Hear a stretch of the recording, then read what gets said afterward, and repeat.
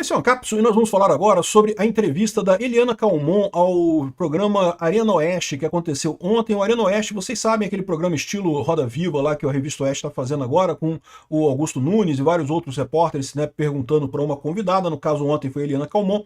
Eliana Calmon, para quem não sabe, já foi juíza do STJ, já foi procuradora-geral, corregedora-geral da Justiça, já teve uma série de cargos importantes no governo, né?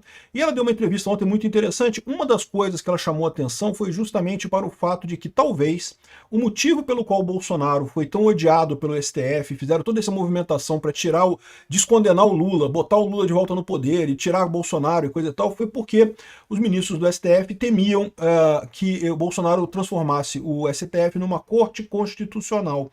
Bolsonaro chegou a falar sobre isso, né? Inclusive, ainda se fala sobre isso, né?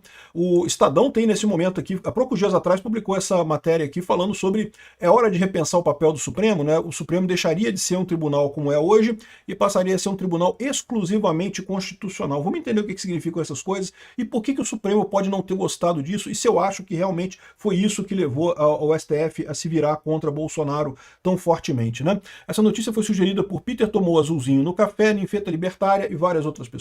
Obrigado aí ao pessoal que sugeriu notícias lá no nosso site, no visãolibertaria.com, e obrigado a você que está assistindo o nosso vídeo. Se você gosta do nosso conteúdo, por favor, deixe o seu like e se inscreva aqui no canal, né?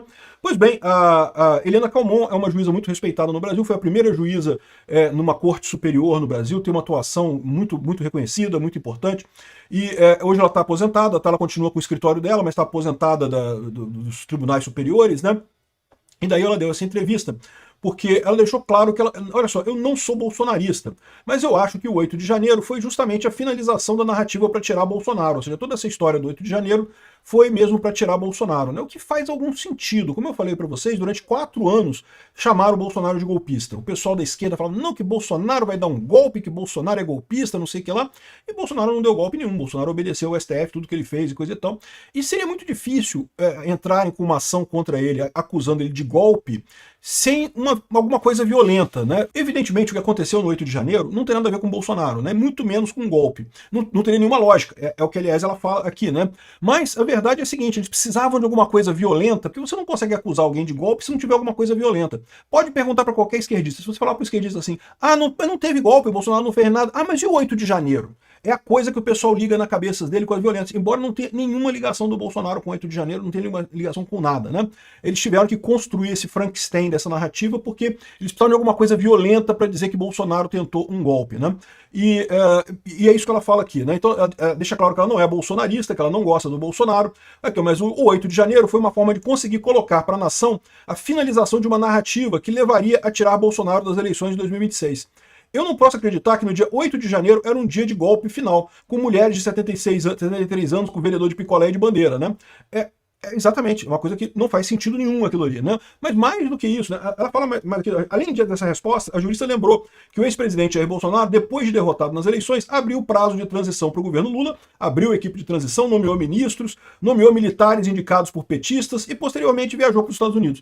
Ou seja, como que seria um golpe nesse sentido? A primeira regra do golpe é você tem que estar no lugar, porque quando você tem o golpe, né, o que quer que aconteça ali, vai ter sempre gente querendo assumir o controle, né? Lembra, no momento que você tem um golpe, passa a valer a lei do mais forte. Então, quem está ali na frente acaba assumindo a parada. Se Bolsonaro pretendesse um golpe, não faria sentido nenhum ele ter ido para os Estados Unidos. É a coisa mais ilógica do mundo. Eu sempre falei isso aqui. Por que Bolsonaro daria um golpe no dia 8 de janeiro? Presta atenção, isso não tem nenhuma lógica. Se ele quisesse dar um golpe, ele daria em novembro, em dezembro, né? Para que ele ia esperar chegar depois que o Lula tomou posse? Aí sim ele ia lá e ia dar um golpe. Isso não faz nenhum sentido. Não tem absolutamente nenhuma lógica nisso, né? É só mesmo a esquerda tentando vender que aquela ação violenta foi o golpe do Bolsonaro, sem nenhuma lógica, né? Enfim, então ela deixa claro que ela não é bolsonarista, aqui, mas que acha que isso daí, ele fez tudo isso e foi para os Estados Unidos e tentou dar golpe sem soldado, não é crível, não há dinâmica, né? Pode tudo ter incendiado o ex-presidente e as pessoas em volta, em direito o pensamento não é crime. Ela fala assim, eles podem ter pensado em golpe, e eu sempre falei isso, eu não tenho dúvida nenhuma que tinha pessoas ali na equipe do Bolsonaro que queriam golpe, que estavam pensando em golpe, eu não tenho dúvida nenhuma disso. Agora, pensar não é crime, né? Em direito, o pensamento não é crime. Da forma que eu entendo, eles devem ter pensado, digo que isso como cidadão brasileiro, porque não sou bolsonarista. E a crítica dela é uma crítica muito séria, tá? Ela já tinha criticado também o Alexandre de Moraes em outras situações aqui.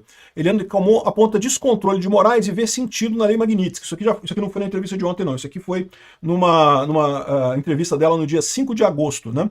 Lembra que o Alexandre de Moraes recebeu a Magnitsky no dia 30 de julho. Então foi uma semana depois, mais ou menos, aqui da Magnitsky do Alexandre de Moraes. Ela falou aqui, segundo ela, o magistrado responsável pelos processos relacionados aos atos do 8 de janeiro cometeu irregularidades claras na condução das investigações contra o ex-presidente Jair Bolsonaro. Além de impor sanções a empresas de tecnologia dos Estados Unidos, sem seguir os procedimentos legais internacionais, né? Então ela diz que entende, ela manifestou apoio à decisão dos Estados Unidos de aplicar sanções ao ministro Alexandre de Moraes com base na lei Magnitsky. Ou seja, ela viu que realmente tem coisa errada nessa história, né? E é o que eu falo para vocês, muita gente percebe isso, tá? O que está nessa situação agora, ela própria fala isso daqui, que muita gente está preocupado, muita gente na área do direito está extremamente preocupado com isso, mas não tem coragem de se manifestar, né? Porque teme, primeiro, represália do próprio Alexandre de Moraes, segundo, teme se parecer bolsonarista. Isso é o temor das pessoas. É verdade, né? As pessoas têm medo disso, né? Enfim, ela fez essas críticas todas, mas essas críticas que ela fez aqui, embora sejam críticas muito pertinentes, é muito bom saber que ela está com essa ideia, são críticas que a gente já sabia. Assim, eu já falei essa crítica várias vezes, né? Então não tem muita coisa assim de novidade nisso daí. Agora, o que eu achei interessante trazer para vocês aqui, né? Aqui é o momento que ela fala que foi uma farsa, que o 8 de janeiro foi uma narrativa para tirar Bolsonaro. Enfim, agora aqui ela falou, olha só, Eliana Calmon, ex-ministra do STF, entende que Bolsonaro, ao dizer que transformaria a Suprema Corte numa corte constitucional, acendeu o alerta no STF e isso teria propiciado a anulação da condenação do Lula e toda a ação contra o Bolsonaro. Vamos ouvir o que ela falou aqui? Porque isso é uma novidade. Assim, que teve algum momento que o STF decidiu tirar Bolsonaro a qualquer custo e, portanto, viu que só o Lula poderia tirar Bolsonaro, então o Lula teve que ser tirado da cadeia, descondenado, e daí fizeram de tudo, lá botaram o dedão na balança para tirar ele na eleição de 2022 a qualquer custo. Isso tudo, para mim, tem uma posição muito clara, que foi, primeiro, preocupação com a Lava Jato. A Lava Jato estava chegando lá no STF e com isso eles ficaram preocupados porque tem roubalheira lá no STF, sem dúvida alguma, né? E segundo, a questão do partido político, né, do PSDB, que estava morrendo, né? O Bolsonaro ocupou o espaço da direita, então meio que o PSDB morreu. Literalmente o PSDB morreu. Agora está com Ciro Gomes, né? Você tem uma ideia, né? Mas enfim, vamos ver o que ela propõe aqui, qual que é a ideia dela nessa história. Quem teve essa ideia? Bolsonaro. A ideia do CEP? Bolsonaro teve a ideia no momento em que ele disse que ia transformar o Supremo Tribunal Federal, em Corte Constitucional, acendeu a luz vermelha. Ah, ele provocou. E aí criaram nesse momento, começou-se a trabalhar uma forma disso não acontecer. Bolsonaro não pode mais ser presidente de forma alguma. Quem é que a gente vai botar? A esquerda não tinha mais ninguém. Todo mundo estava comprometido. Uhum. O que é que faz? Faz uma enquete. O único que sobrou, Lula da Silva. Mas ele está condenado, como é que faz? E a gente já julgou uma porção de coisa dele. Como é que faz? Desmoraliza a Lava Jato. Primeiro, dizendo que o Ministério Público se uniu com o Moro para fazer aquele conluio. Como eles não se unem ao Procurador-Geral da República para combinar as coisas. Lógico. O juiz fala e conversa com o Ministério Público. É óbvio. Como também conversa com a defesa. E a partir disto é que veio à tona a única possibilidade que eles tinham de se salvar. Então, o bote para a salvação do Supremo chama-se Lula da Silva. Bom, essa é a tese dela, né? Você viu que ela falou que tiraram o Lula da cadeia porque tinha que tirar o Bolsonaro, porque Bolsonaro queria transformar o STF numa corte constitucional. Eu não sei, tá?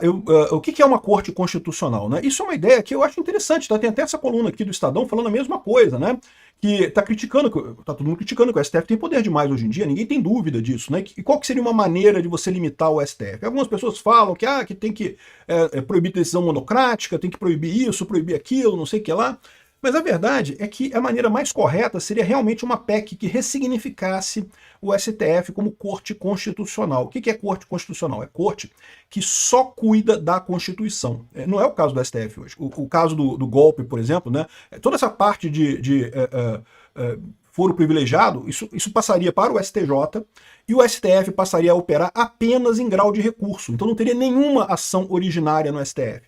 Ou, no máximo, as ações originárias no STF seriam exclusivamente as ações de inconstitucionalidade, de declaração de constitucionalidade. Fora isso, tudo teria que vir de tribunais inferiores, né? É assim na maior parte do mundo, tá? Esse negócio de foro privilegiado que tem no Brasil, do STF julgar algumas situações diretamente, isso não faz sentido e é contra o devido processo legal. Lembra, o devido processo legal, um dos requisitos que você tem para garantir o devido processo legal é o duplo grau de jurisdição. Mas aí o que acontece? Se você tem um cara julgado pelo STF, não tem duplo grau de jurisdição, porque ele vai recorrer a quem? Qual que é o outro grau de jurisdição que ele vai recorrer? Não tem. Então nenhum processo pode começar no STF. Todos eles têm que começar no STJ ou em instâncias inferiores e, eventualmente, pode chegar no STF em grau de recurso, né? Essa é a ideia de um tribunal constitucional. E por que o STF não gostaria disso? Porque isso tira poder do STF. Hoje em dia o STF tem um poder enorme. Lembra, o salário dos ministros é um bom salário, eles ganham uma boa grana, tá? Não é só o salário base deles, mas tem um monte de apetrecho, de penduricário, eles ganham um bom dinheiro. Mas esse dinheiro é fichinha perto do que eles ganham nos escritórios deles. É muito mais ali. Aí o que acontece? Se o STF se torna uma corte exclusivamente constitucional, isso meio que perde o apelo para eles, né? Eles ainda vão ter muita empresa querendo contratar eles e coisa e tal, mas corre o risco do problema ter sido resolvido nas instâncias inferiores e não chegar no STF, eles estão perdendo dinheiro nessa história. Então faz sentido o pessoal do STF não gostar de ser transformado em corte constitucional? Faz algum sentido, sim. Agora, eu mantenho a posição que eu tinha antes. Não acho que ela acertou nisso daqui, não. Eu acho que o que motivou o STF a essa campanha de proibir Bolsonaro a qualquer custo, brigar com Bolsonaro a qualquer custo, foi justamente, primeiro, a Lava Jato chegando no STF, né, o pessoal com suspeita de corrupção ali, isso antes de mais nada, e também o fato de que o pessoal queria reviver o PSDB. O PSDB não tinha como ganhar de Bolsonaro, mas o Lula tinha. Então tiraram o Lula para o Lula ganhar e a expectativa deles agora é que vai entrar alguém do PSDB ou do centro ali, do centrão para a próxima eleição, né? Acho que estão errados. Acho que vai ganhar quem o Bolsonaro indicar, que pode ser o Tarcísio, mas o Tarcísio não é centrão, o Tarcísio é bolsonarista. Então, ou seja, eles vão se ferrar nessa história. Mas eu acho que essa foi a lógica para eles tirarem Bolsonaro a qualquer custo, entrarem nessa sanha de que temos que tirar Bolsonaro a qualquer custo da política, né? O medo que eles têm é esse. E o medo da Lava Jato e a tentativa de reviver a centro-direita, ou centro-esquerda, que era chamada de direita aqui no Brasil antes. Mas independente disso, eu acho que seria uma boa coisa, tá? Transformar o STF num tribunal constitucional, dele só julgar coisas em segunda instância, eu acho que seria muito importante até para questões constitucionais, tá? Eu acho que deveria se entrar com ação de inconstitucionalidade no STJ, e o STJ julga, e se o STJ, seja lá qual for a decisão do STJ, pode-se recorrer ao STF. Ou seja, isso seria muito melhor no final das contas. Você garantiria, mesmo nessas ações de inconstitucionalidade, garantiria o duplo grau de jurisdição. O STF seria exclusivamente para recurso, né? Como é no mundo inteiro, na verdade. Todas as cortes constitucionais no mundo inteiro. É raríssimo um STF, uma corte constitucional no resto do mundo, que tenha processos originários naquela corte. É muito raro isso. Obrigado por assistir.